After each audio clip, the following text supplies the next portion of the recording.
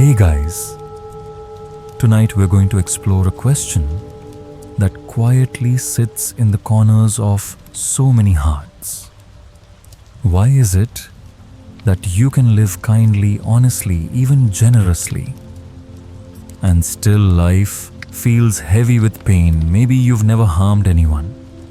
Maybe you've helped, prayed, or meditated faithfully. And yet, illness lingers, relationships drift away, and some days feel like walking through fog you can't clear. People tell you it's just old karma playing out. It sounds like comfort, but it can also feel like a silent sentence hanging over you. And here's the twist. What if some of the pain you think you're paying off isn't old at all? What if right now, you're quietly planting the seeds for brand new suffering, even while believing you're only enduring the past? Before we dive deeper, I'd love for you to share something small but special. Where in the world are you listening from? And what time is it for you right now?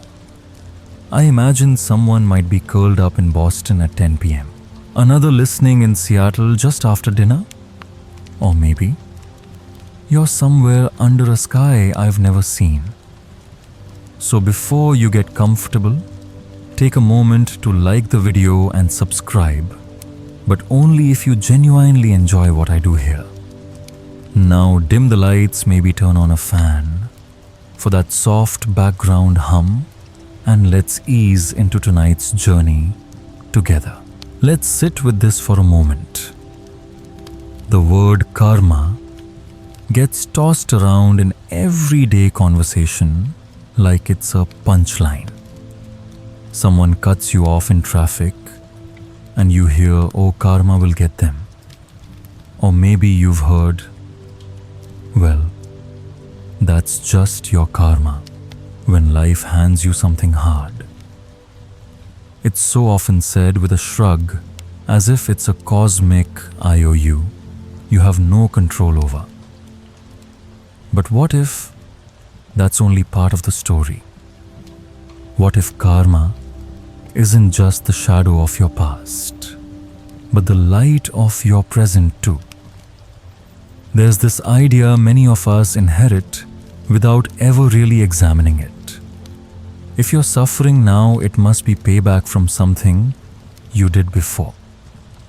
Sometimes we even think, "Well, I must have done something terrible in a past life. Guess I deserve this." It can feel almost noble to accept our pain like that. But here's the problem. If you believe suffering is only the debt of your past, you might never notice the ways you're creating more suffering right now. You might just sit there in the rain, thinking this storm will pass when the past is done with me, while your own hands are quietly turning the clouds darker. Let me tell you about Mark. He's 42 lives in Ohio, has been meditating daily for nearly a decade. He's kind to strangers, gives generously to charity, eats clean, and genuinely tries to live a mindful life. Last year, Mark was diagnosed with a serious illness, and his first thought wasn't about treatment, it was, "What did I do wrong? What am I paying for?" His mind went immediately to the past choices, maybe even past lives. But deep down, something didn't sit right. He began to wonder if my life is just a stage for old karma to play itself out. Do I even have any freedom in the present? That's where we trip over one of the most delicate misunderstandings about karma. It's not that the past doesn't matter, it does. But the present is not powerless. Think of it this way. If you slip on an icy sidewalk, that's the accident. But if you flail wildly, grabbing onto everything in sight, you might end up pulling someone else down or hurting yourself even more. The slip was the event. Your reaction turned it into something bigger. In the same way, not every hardship is punishment from the past. Sometimes it's just life. But if you meet it with bitterness, blame, or endless retelling of the wound, you've just planted fresh seeds for tomorrow's pain. And here's the catch, those seeds don't wait for a next life to sprout. They can bloom fast right here, right now. Karma, in its truest sense, is the movement of your mind, your speech, your actions, in every single moment. Every thought of resentment, every sharp word spoken in anger, every small deception, and yes, even every tiny flash of arrogance when you think you're above someone, becomes a drop in the stream that is your life. And you know what? You don't even need to act it out for it to count. You can be sitting still chanting, looking serene, and still be cultivating karma if your mind is replaying an old argument or imagining how to prove someone wrong. So maybe karma isn't this cosmic court case where you wait for a verdict. Maybe it's more like breathing. You're doing it all the time, whether you realize it or not. That's the fog I'm hoping to clear tonight. Karma is not just an external scorecard waiting for the right time to cash in. It's more intimate than that. It's the way your mind meets this exact moment. And if you can really see that something shifts, you stop obsessing over the invisible balance sheet of your past and you start asking, what am I adding to my stream right now? Is it clear water? Or is it murky? Because if karma is always in motion, then every moment, yes, even this one matters. Which raises a deeper question. How exactly does karma work in real time? And if it's so constant, how can we possibly keep from making more of the stuff we don't want? That's where we're heading next. Take a slow breath in and notice something. Right now, in this exact second, your mind is doing something. It's forming a thought, a reaction, maybe even a quiet judgment about these words. That is karma beginning. We often imagine karma as some grand cosmic transaction. Good deeds here, bad deeds there with a big tally kept somewhere in the sky. But in the Buddha's teaching, karma isn't about keeping score. It's about the movement of the mind through three gateways: body, speech, and thought. Yes, thought. Even when you don't say or do anything, the way your mind leans, what it lingers on the feeling it feeds, that's all planting seeds. Picture a drop of water falling onto dry earth. One drop doesn't seem like much. But drop after drop, day after day, it sinks deeper, eventually carving out channels. That's what your inner habits do. A flash of irritation here, a moment of self-importance there, a quiet desire isn't healthy. Each one leaves a mark, and these marks, these grooves, begin to guide where your mind will flow next. You get up in the morning and without thinking, you follow the same mental paths you did yesterday. The same complaints, the same fantasies, the same worries. That's why it's so easy to believe, well, this is just how I am. But it's not who you are. It's just the riverbed your thoughts have carved, and you've been adding to it, drop by drop. Let's make it real with an example. Imagine you've had a long day and someone cuts you off in traffic. One version of you might sigh, let it go, and keep driving. Another version might grip the wheel curse under your breath and spend the next 10 minutes imagining telling them off. From the outside, nothing's happened. You didn't even roll down your window. But inside, you've just given your mind a dose of anger, reinforced the pattern, and sent another drop into the channel of resentment. It works the same way with positive states of mind. Think about the last time you felt genuine compassion. Remember how your shoulders softened, how your breathing changed. That moment wasn't just nice. It was training your mind to return to that state more easily. The trouble is, most of us train our minds without realizing it. We let our thoughts run wild, assuming they don't matter as much as our actions. But the truth is, by the time an action happens, the seed was planted long before. This is where mindfulness, the simple act of noticing, becomes so powerful. It's like finally seeing the drops as they fall. You can't stop the fact that water exists, but you can decide where to let it collect. And that decision, that's where freedom starts. So every moment is an opportunity, not in some heavy, I must be perfect way, but in a gentle, I see you kind of way. See the thought, see the feeling. Decide if it's the kind of seed you want to water. If you're listening right now and something just clicked for you, maybe a moment in your own life where you realized, wow, I was adding to my own stress without knowing it, I'd love to hear it.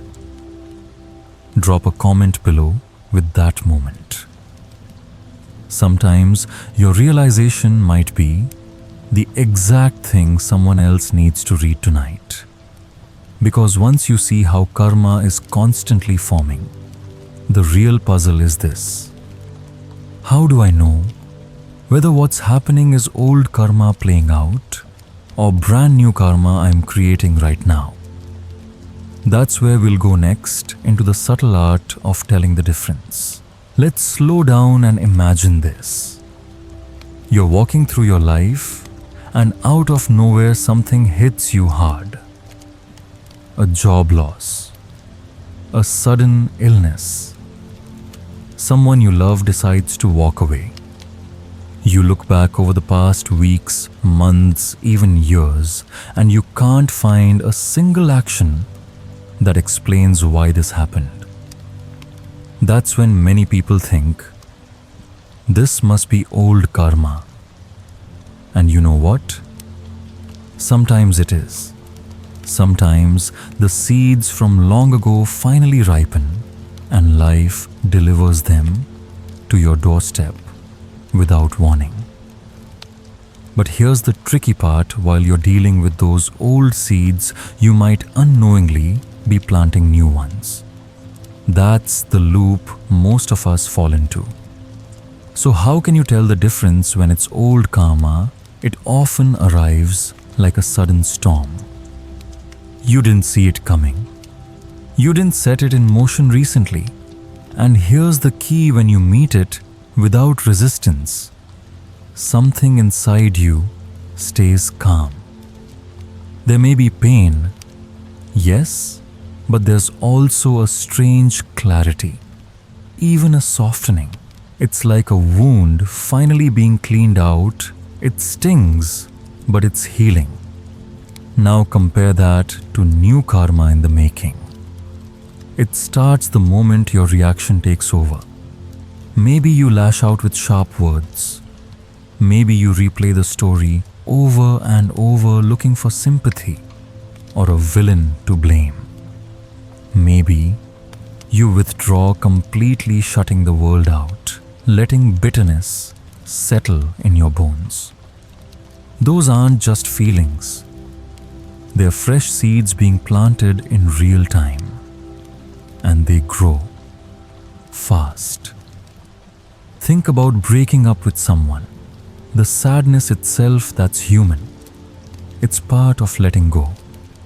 But when you start thinking, I'll never trust anyone again, or I'll make sure they regret leaving me, you've stepped into new karma territory. The breakup was the event. Your response became the new cause. And here's the thing sometimes. New karma hides behind what looks like self-protection. You tell yourself, I'm just being careful. But underneath, you're reinforcing fear, mistrust, or anger. So the real skill is to pause right in the middle of the mess and ask, am I meeting this moment or am I reacting from habit? If you're meeting it, you'll notice space in your mind. Even if it hurts, you'll see your thoughts as thoughts, your feelings as feelings, passing clouds, not permanent skies. If you're reacting from habit, you'll feel trapped in the story, caught in a current you can't seem to stop. That's when mindfulness stops being a practice and becomes survival. Because the moment you notice you're fueling new karma, you can stop. You can choose to just breathe, to just feel, without adding more to the pile. So here's something you can do tonight. Think back to a recent difficulty in your life. Ask yourself, was I truly just living through old karma? Or was I layering on new karma with my reaction? There's no shame in the answer. Seeing it clearly is the first step toward changing it. And if you feel like sharing, drop a comment with one word that captures how you reacted in that moment. Angry, calm, numb, hopeful, anything. That single word might be the mirror someone else needs. Because once you can tell old from new, the next question becomes even more pressing. If I'm always capable of planting seeds, how do I make sure they're the kind I actually want to grow? In our next part, we'll step into the practice that changes everything. Living with mindfulness. So you stop planting the seeds of suffering altogether. Take a breath and notice how your body feels right now. Are your shoulders tight? Is your jaw clenched? Is your mind already wandering ahead, or maybe circling back to something earlier today? This is where most of us live on autopilot. We react before we realize we're reacting. We speak before we notice the tone in our voice. We make choices that feel natural, but are really just habits we've repeated 1,000 times. And here's the truth, those habits are karma in motion. Think about your morning routine. You wake up with the same mood you had yesterday.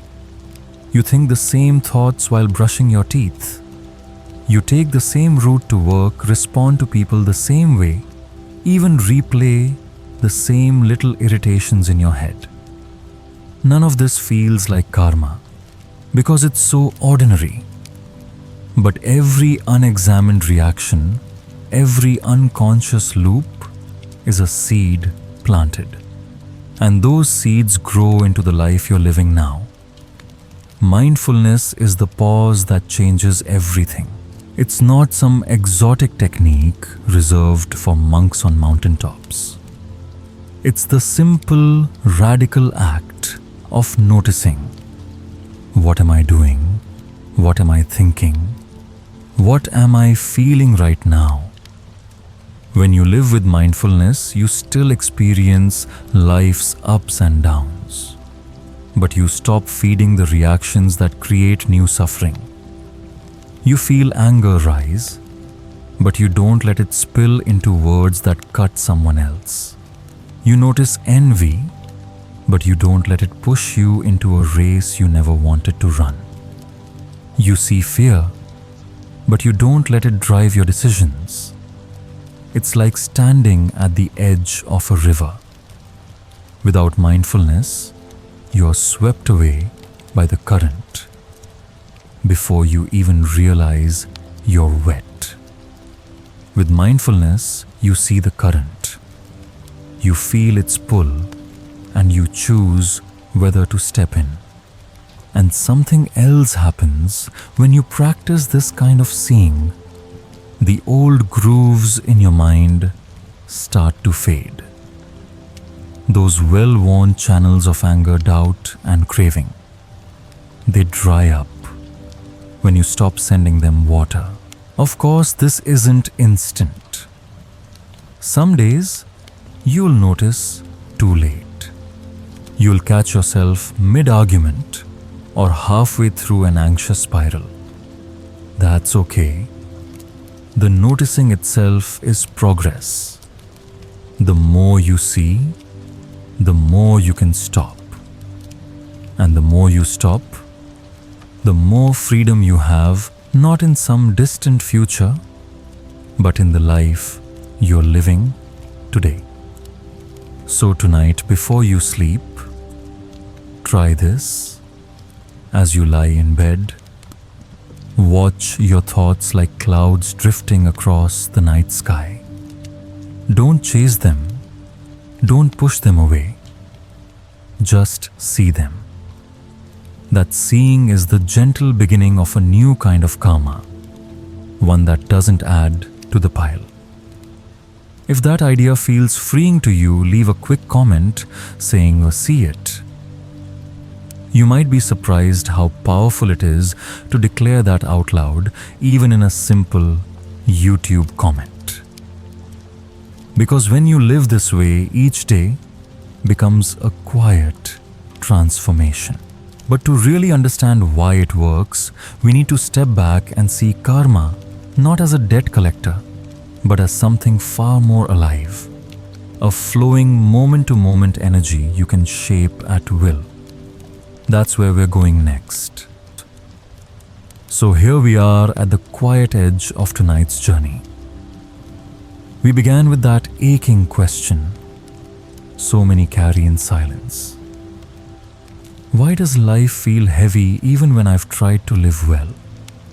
Along the way, we've peeled back the layers of karma not as some distant cosmic scoreboard, but as the living stream of choices, thoughts, and reactions flowing through every moment you breathe. We've seen how old karma can arrive like a sudden storm, and how new karma can begin in the smallest flicker of reaction. We've walked through the subtle art of telling the two apart, and we've touched the simple, powerful truth that mindfulness is the doorway to ending the cycle. Karma isn't here to punish you. It's here to mirror you. Every word, every thought, every heartbeat is part of that reflection. And when you see it, really see it, you stop being swept away by the current. You begin to step gently on the riverbank, deciding where you want your life to flow. So maybe tonight, as you drift towards sleep, you can hold one small question close. What seeds am I planting in this moment? And if the answer is kindness, clarity, or even just a pause, you're already reshaping the stream. If tonight's story brought you a little more space to breathe, I'd love to know, where in the world are you listening from right now? And what time is it for you? It's beautiful to imagine the quiet web of listeners spread across cities and oceans, all sharing this same pause together. And if you'd like to keep walking this path with me, you can subscribe and turn on notifications so you'll know when the next story arrives. We'll keep exploring these gentle truths night after night until they're not just ideas, but the way we live. For now, let the light in your room soften. Let your breath grow slower. Feel the weight of your body resting fully where it is. There's nowhere to go, nothing to fix. Just the sound of your own breathing steady and safe. And maybe before your eyes close, let yourself smile just a little. You've seen something tonight. And what's been seen cannot be unseen. Good night, my friend. Sleep deeply. Wake gently. And may your stream run clear.